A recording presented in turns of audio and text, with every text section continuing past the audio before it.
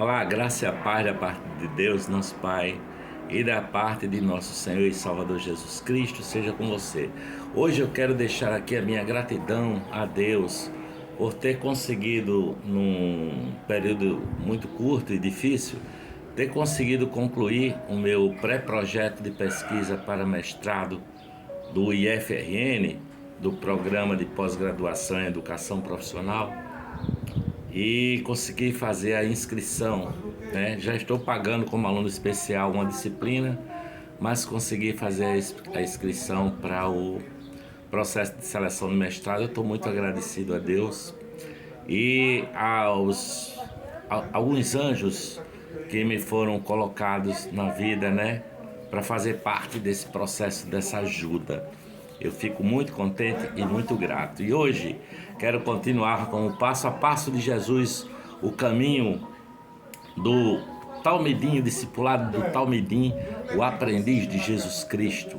Mateus capítulo 23, versículo 34 diz assim, ó: quando ele chegou à casa do dirigente da sinagoga e viu os flautistas e a multidão agitada, disse: saiam, a menina não está morta, mas dorme. Todos começaram a rir dele. Depois que a multidão se afastou, ele entrou, tomou a menina pela mão e ela se levantou. A notícia desse acontecimento espalhou-se por toda aquela região. Saindo Jesus dali, dois cegos o seguiram clamando.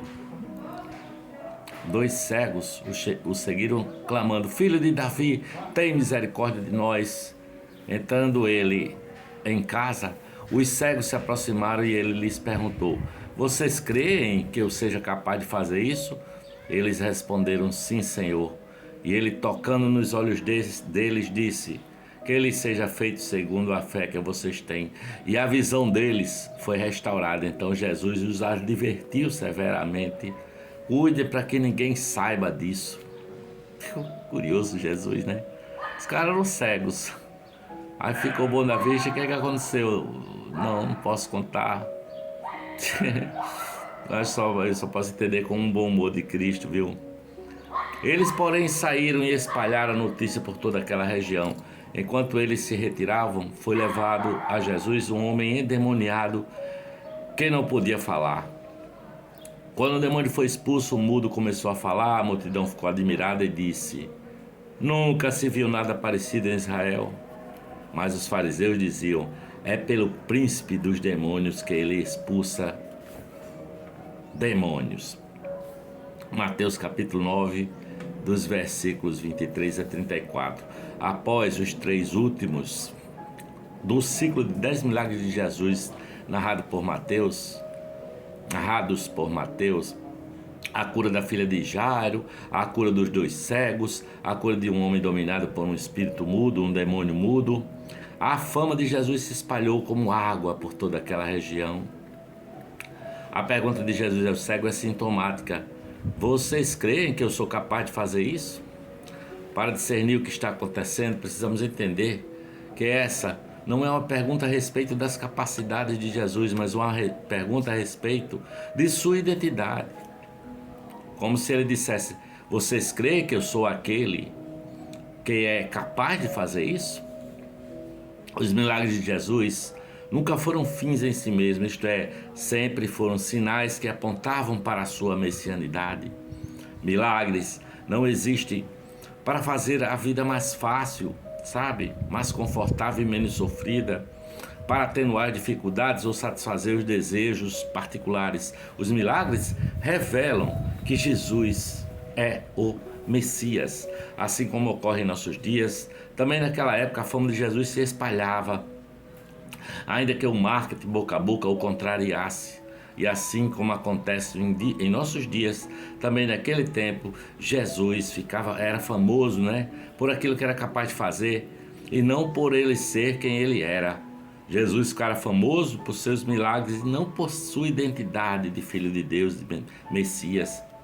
Devemos celebrar sim os milagres de Jesus, mas não podemos permitir que os milagres se tornem uma cortina de fumaça que nos impeça de ver a real identidade dele. Jesus não é um milagreiro à nossa disposição. Jesus é o Deus digno de nossa adoração. É o Deus digno, sim, da nossa adoração. Então, glória a Deus por isso. É o Deus cheio de compassivo, não é? O Deus misericordioso. Mateus capítulo 9, versículos de 35 a 38 diz assim: Jesus ia passando por todas as cidades e povoados, ensinando nas sinagogas, pregando as boas novas do reino e curando todas as enfermidades e doenças.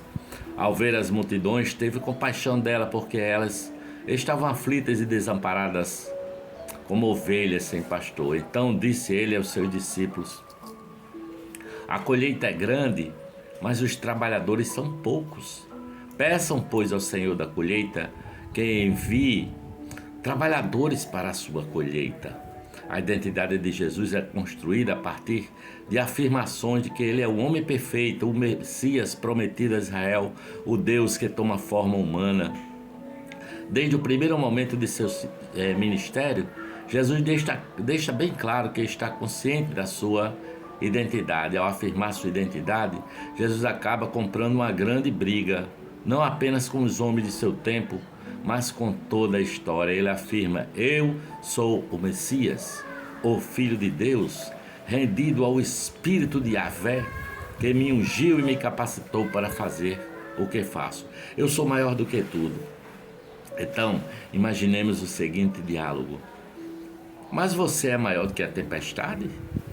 Jesus responde: sim, eu acalmo os mares e os ventos me obedecem. Mas você é maior do que as doenças e as enfermidades? Sim, eu faço que os cegos vejam, os mudos falem, os surdos ouçam.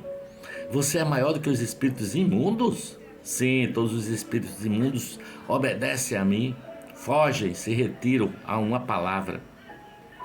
Mas será que você é maior do que Roma? Você será maior do que Roma? E ele diz, né? O cara pergunta se ele é maior do que Roma, está perguntando se é maior do que César. Sim, sou maior do que Roma, sou maior do que César, porque Roma e César terminarão os seus dias afogados no mar da Galileia. Até que finalmente alguém perguntaria: mas você é maior do que a morte? E Jesus responderia: sim, eu sou maior do que a morte. Então estenderia a mão para uma menina e a levantaria do seu leito de morte, como quem carinhosamente desperta uma criancinha do sono. Este Jesus é maior do que tudo, mas é apresentado na Bíblia como um Deus que sofre por amor. Por isso é que Jesus vê as multidões e tem compaixão. Um Deus que sofre, que morre, que se deixa matar. É um Deus escandaloso. E ele pode morrer e se deixar matar porque é maior do que a própria morte, não é? Esse Jesus que andou pela empoeirada Palestina de seu tempo, morreu e ressuscitou. Tinha compaixão de todos aqueles com quem conviveu e das multidões ao seu redor. E ainda hoje, não é? E ainda hoje, vivo, tem compaixão de nós, tem compaixão de você, tem compaixão de mim. Mateus 10, dos versículos 1 e 4. Chamando seus 12 discípulos, deu-lhes autoridade para expulsar espíritos imundos e curar todas as doenças e enfermidades. Estes são os nomes dos 12 apóstolos. Primeiro, Simão, chamado Pedro, e André, seu irmão, Tiago, filho de Zebedeu, e João, seu irmão, Felipe, Bartolomeu, Tomé e Mateus, o publicano, Tiago, filho de Alfeu, e Tadeu, Simão, o Zelotes, e Judas Iscariotes, aquele que o traiu.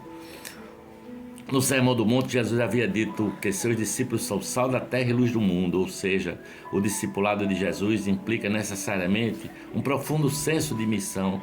Ele não fala de uma simples experiência transcendente ou de satisfação existencial, ou de conforto interior, ou de esperança para a vida após a morte, ou ainda de um relacionamento íntimo e pessoal com Deus Criador. É verdade que a espiritualidade cristã é tudo isso, mas Jesus nos convoca também para um engajamento no reino de Deus que se manifesta na história. A missão proposta por Jesus a seus discípulos, seus talmidim, essa missão é o testemunho da boa notícia do reino de Deus. Jesus compartilha com ele sua própria autoridade e deixa claro que o reino de Deus não é apenas uma notícia, mas uma nova realidade presente na história. Enquanto o reino de Deus avança, as enfermidades e os espíritos imundos vão dando passos para longe, para trás. Esse fato nos coloca diante de um ponto inegociável da espiritualidade cristã. Jesus nos chama para uma causa e nos propõe uma missão. Quem se chama de cristão deve indiscutivelmente estar comprometido com o reino de Deus e sua justiça. Ser seguidor de Jesus Ser seguidor dele exige engajamento na militância para que a vontade de Deus seja feita tanto no céu como na terra. Em razão de que você vive? Por que você vive? Que causa você defende? De que maneira você pensa em seu semelhante? Como você emprega seu dinheiro, seu tempo, seus talentos e seus dons para abençoar pessoas ao seu redor? Essas são as perguntas que Jesus coloca diante de seus discípulos quando os envia para a maior de todas as causas, o reino de Deus. Amém.